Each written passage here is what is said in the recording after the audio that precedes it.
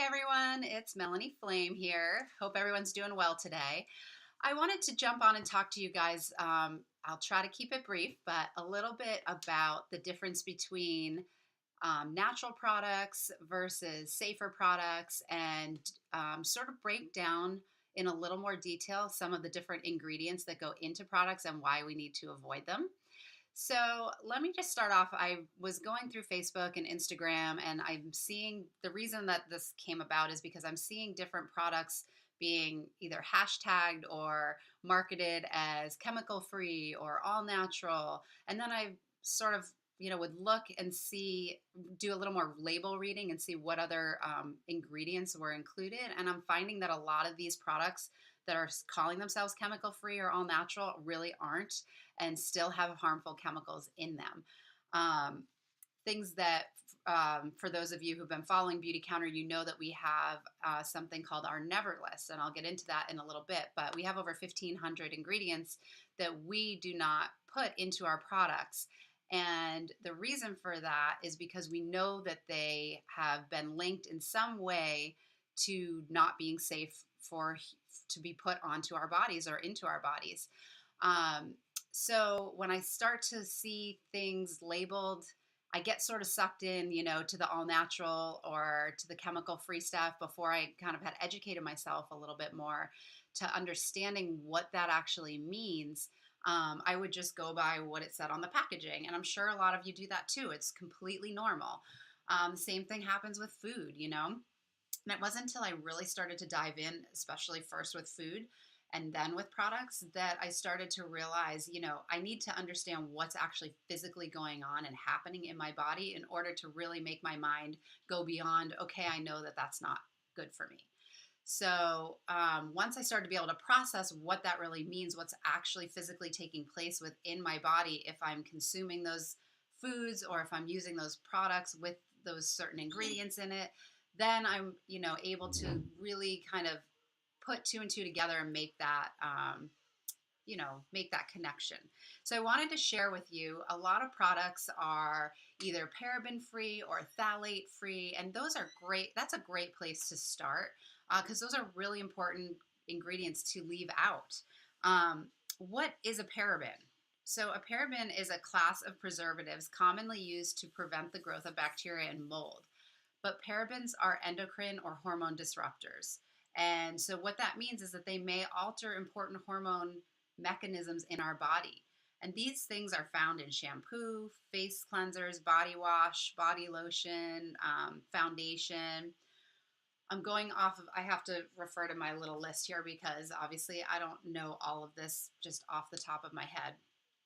But phthalates are a class of plasticizing chemicals used to make products more pliable or to make fragrances stick to the skin. And phthalates also disrupt the endocrine system and they may cause birth defects. These are found in things like synthetic fragrance, nail polish, hairspray, plastic materials, things like that. So most of us have heard of those and we know to avoid those. But what are some other things that are pretty commonly found that maybe you're not as familiar with? Let's talk about PEGs. PEGs are polyethylene glycol, and they're used to process plastics. So let me read you what that is.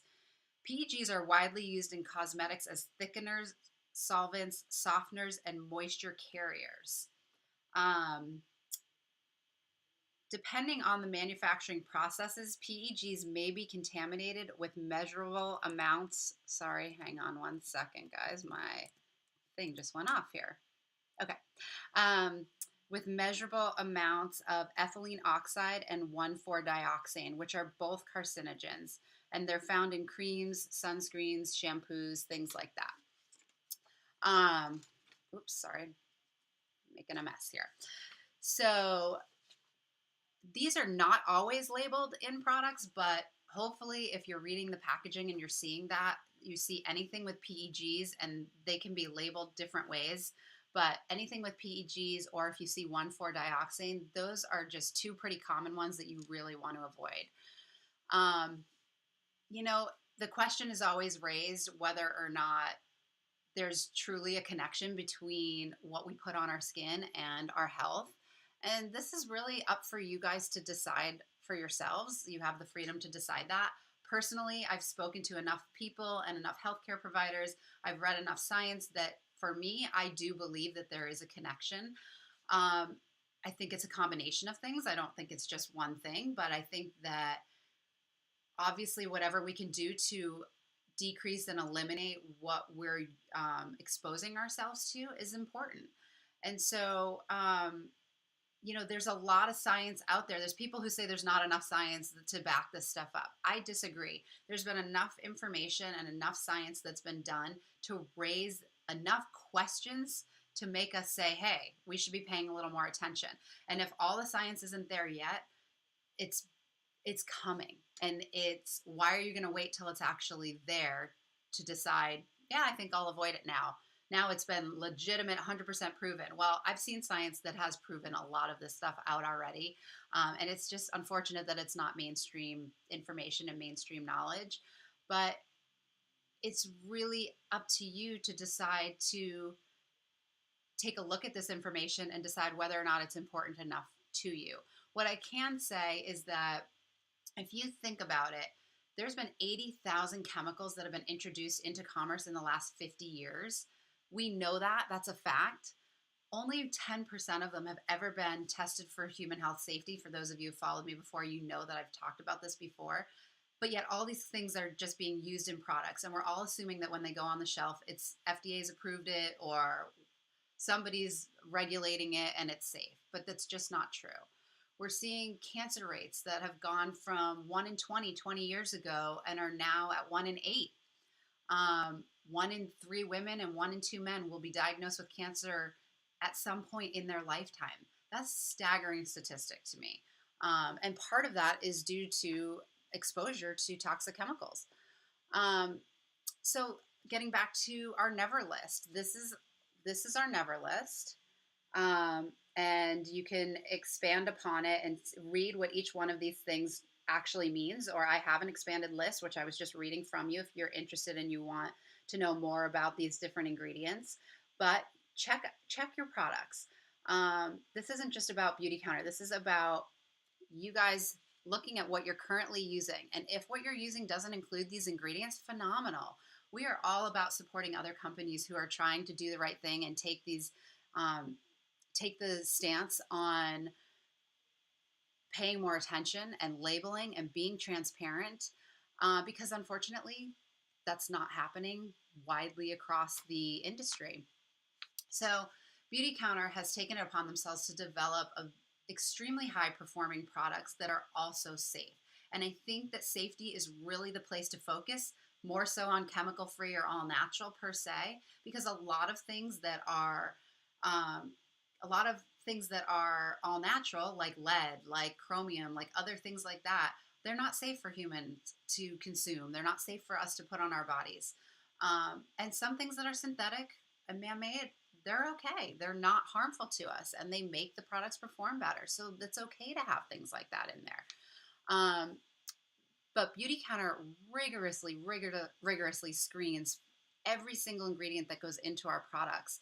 And not only do we do that up front, but once the product comes to us from the manufacturer, it gets rescreened again to make sure that nothing has contaminated it, nothing's gotten into it, nothing's there that shouldn't be there. So we take safety to a very, very high standard. We're very serious about that. And again, that's why we focus on safer. I'm super excited to announce that yesterday we were in Washington, D.C. with multiple other clean cosmetic companies that are trying to introduce something called the Counteract Coalition. And this is a new bill that we're trying to get brought to Congress, to Senate, to be revised, because currently the safety guidelines, they haven't been updated since 1938. Companies are expected to go on the honor system and label everything, and they just don't. Let's be real, money talks, and however they can do it less expensively or get away with things behind the scenes, they'll do it. So be your own advocate. That's really what this is about. Read your labels, do your research, learn, and understand the difference between chemical free, all natural, and just being safer. So I hope that was helpful today, you guys. I really appreciate all your support. If you have any questions, please let me know, and I will be happy to answer them. All right, have a great day, guys. Take care.